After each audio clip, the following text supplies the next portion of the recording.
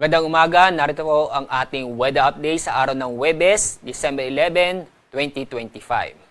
Kasalukuyan, maulap na kalangitan na may mga pag-ulan na naranasan sa silangang bahagi ng Northern Luzon at Central Luzon, dulot ng amihan at shear line. Yung shear line ay ito'y salubungan ng malamig na hangin at mainit na hangin kung saan nabubuo ang mga thunderstorm.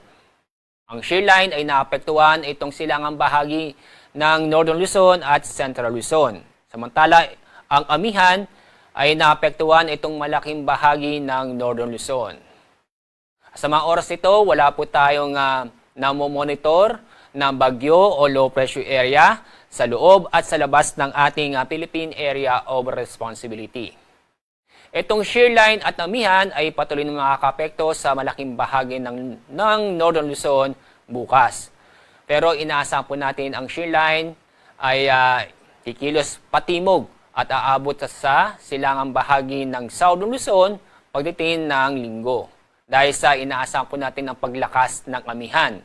Itong amihan ay inaasahang maapektuhan itong malaking bahagi ng Luzon sa araw ng linggo.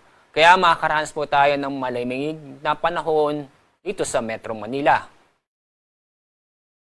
Sa araw nito, inaasahan po natin ang maulap na kalangitan na may mga kalat-kalat na pag-ulan at isolated thunderstorms sa malaking bahagi ng Northern Luzon, lalo-lalo na sa Cagayan Valley at Cordillera. Sa lalabing bahagi ng Luzon kasama ang Metro Manila, inaasahan po natin na maganda at maliwalas ang panahon kung saan makakaranas po tayo ng bahagyang maulap hanggang sa maulap na kalangitan. Maliban sa mga isolated na mga pag-ulan dahil sa mga localized thunderstorm.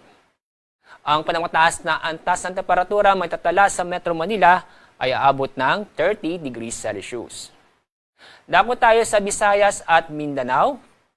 Asahan din ang maganda at maliwalas ng panahon kung saan ay magiging bahagyang maulap hanggang sa maulap ang kalangitan, maliban sa mga localized thunderstorm.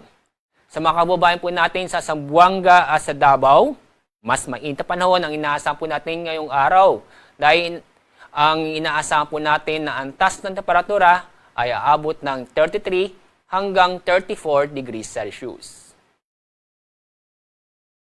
Ngayon, wala po tayong gale warning. Ibig sabihin po, wala tayong inaasahang matataas ng alon sa ating mga karagatan sa buong bansa. Kaya safe namang pumalaot ng ating mga kababayan.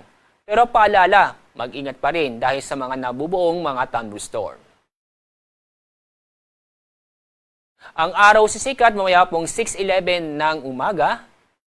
Ang araw lulubog sa ganap na 5:28 ng hapon. Yan po ang ating weather update mula sa Pag-asa. Ako po, Alzardi Aurelio.